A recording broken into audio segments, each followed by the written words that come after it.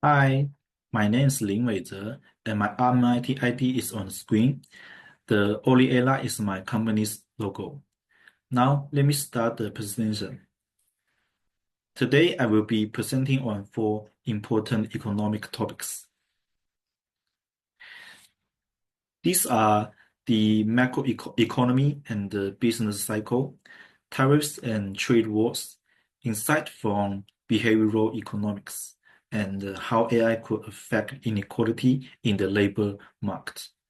Each of these topics is highly relevant for businesses, governments, and the individuals to trying to make informed decisions in a fast changing world. Let's begin with macroeconomic indicators. There are three key macroeconomic measures: GDP, inflation, and unemployment. GDP measures the total value of goods and services produced in a country over a period. When GDP is growing, businesses usually perform better. More jobs are created, and incomes rise. The falling GDP indicates a shrinking economy, often linked with job losses and lower consumer spending. Inflation refers to the general increase in prices over time. A little inflation is normal and healthy for the economy, but too much can make goods and services unaffordable. If inflation is too low or negative, it might suggest weak demand and possible recession. The last one is unemployment. Unemployment shows the percentage of people actively looking for work but unable to find jobs.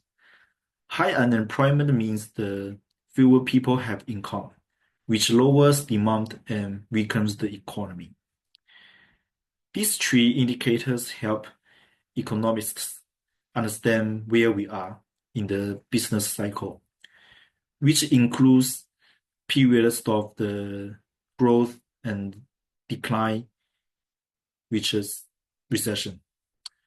For businesses, knowing what stage of the circle we are in helps them decide whether to invest, hire more staff, or cut costs.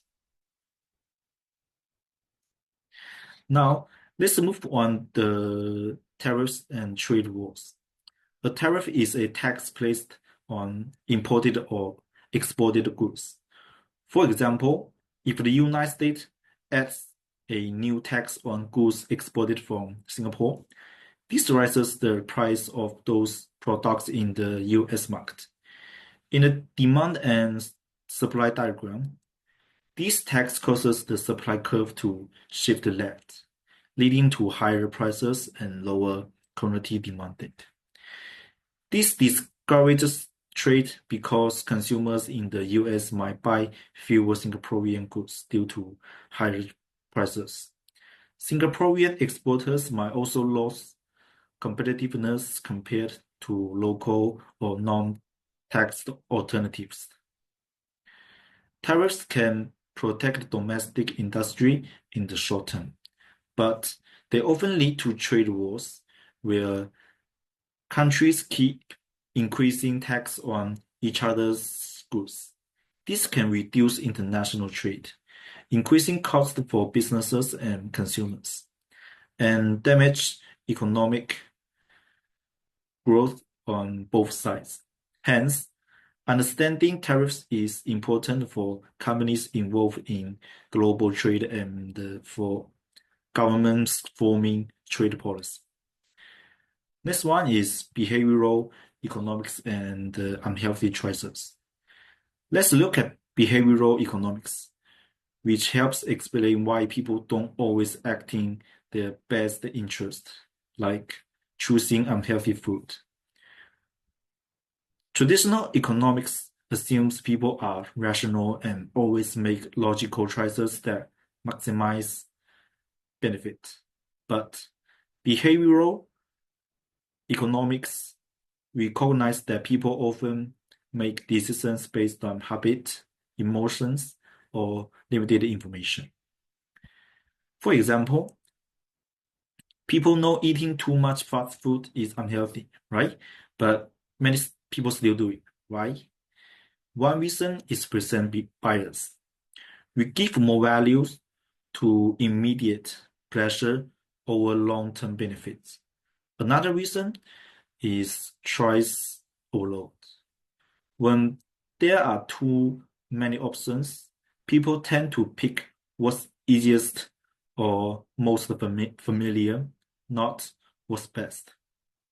Behavioral economics also introduces the idea of nudging, which is small changes in how choices are presented. For example, if healthy food is placed at eye level in a store, more people are likely to choose it. Understanding these behaviors helps businesses design better products and marketing, and helps governments shape policies to improve public health. The last one is AI and labor market inequality.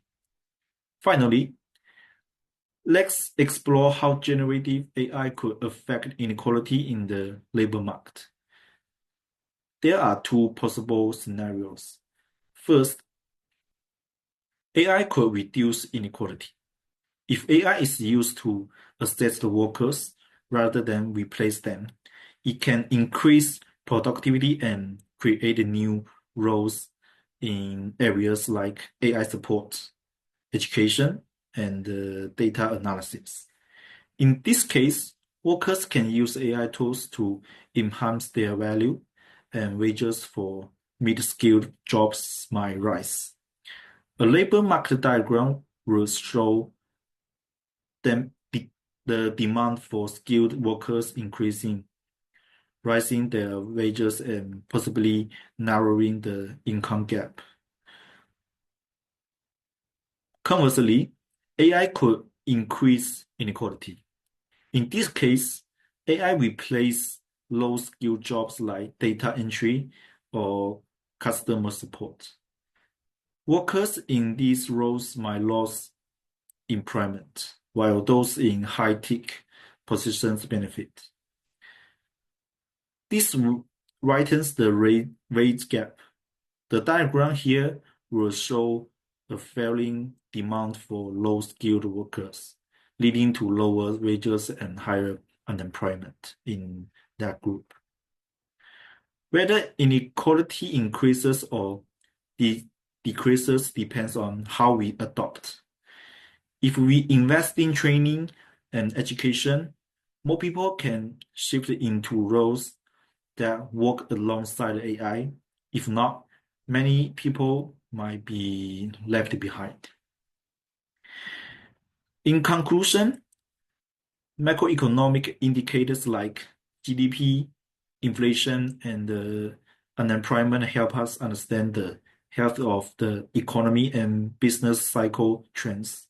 Tariffs and trade wars raise prices, reduce trade, and can damage international relationships. Behavioral economics shows that people don't always make rational choices, but small changes in the environment can guide better decisions. And AI has the power to either reduce or worsen inequality, depending on how we prepare the workforce. By understanding these issues, organizations and individuals can make better economic decisions in an increasingly complex world. That's my today presentation. Thank you for your listening.